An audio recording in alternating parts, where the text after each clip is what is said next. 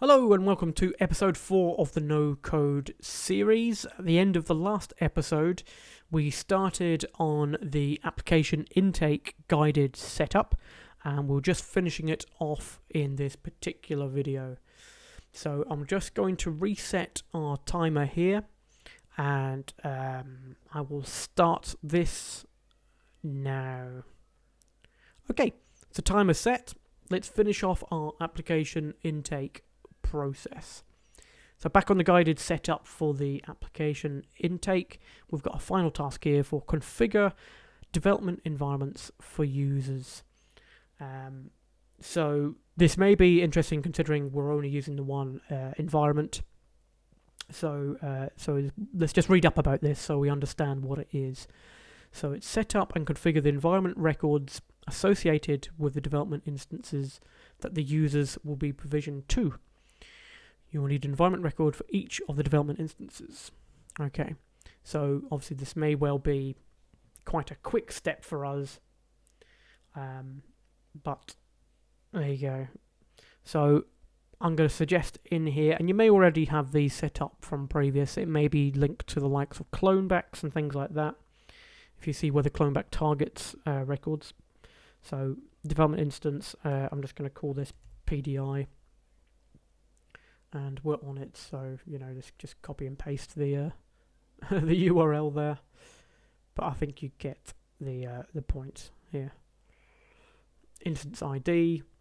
Well, you can get that from what it says there. There's a sys property called instance ID, or in stats.do.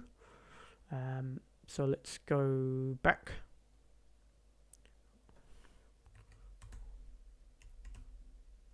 I'm just going to go to stats.do to get that, so you can see your instance ID here. Obviously, this is probably going to help for the likes of moving code up and down. So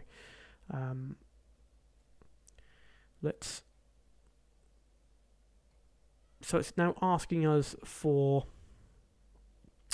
connection and credential aliases. So I'm just going to choose one in here. We're not obviously going to follow this through because we've only got the one instance. But you may need to look this up a little bit more. So it's to obviously what credential has been used to connect to that remote instance, so between instances. So I'm just going to enable that, and I'm going to suggest this particular step is marked as complete. Fantastic. So our intake process is there and ready to be used. We have half our time remaining. So let's go to our next step in our process, which was to look at pipelines and deployments. So no pre-steps in this particular one. We can go straight to the guided setup.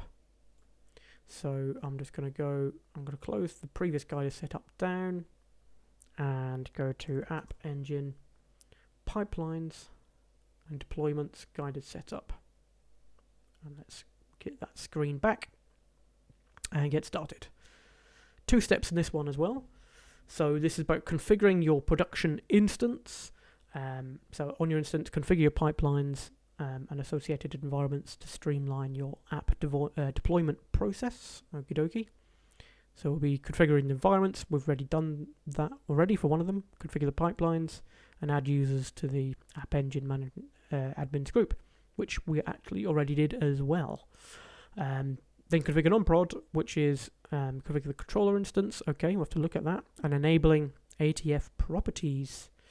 Right, so let's get started on this and then see what we have to do. So configure environments. Set up and configure the environments that will be included within your pipelines. Okay, these will be referenced when building your pipelines.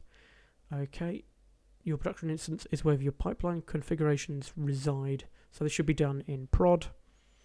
And will be your controller instance. Okay, so obviously we do not have a prod and other environments in here, but if we did, then I'm guessing we'd have multiple environments names, and his controller would be true on that particular one. So unfortunately, I'm not going to set up multiple environments for this particular demo, but you can understand that if it was prod, for example, you just set that to true. So I'm going to say that we have done that and that you understand this step. Next is you want to configure pipelines. So let's look at that and see what's on the form. So what have we got in here? So we've only got a few fields. We're running out of time, so we'll finish it with configuring pipelines. And so we could have a pipeline for, I guess, new custom apps. We'll adjust this as we go forward if that doesn't make any sense. So we have different types. So for application deployment, so maybe we want a pipeline for HR apps. Maybe that would be better. And the source environment would be, I presume, the dev environment that we're going to be working on.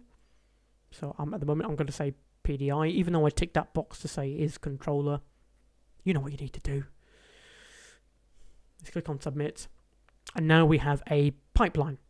So obviously with our new intake process, presumably this is going to be one of the pipelines we choose when we want to request a new idea. Mark as complete. Okay, I am going to finish this last step before we finish off this particular video because we have already done that. So we have added the system administrator into the App Engine admins group. So I am going to mark that as complete. So we have, in fact, now completed, if we go back to the plan, 2 steps in here in terms of, well, actually 3 steps. We've got the application intake, pipelines and deployment, which really we just set up the pipeline. So I'm not sure if deployments is going to be any different.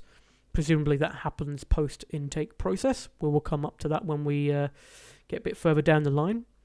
Personas and roles at the moment, yes-ish. We've obviously set up that App Engine Management group. So hopefully with that group, we're able to access a bit more information from the App Engine Management Center as well, which we will cover in the next video. So I'll see you then.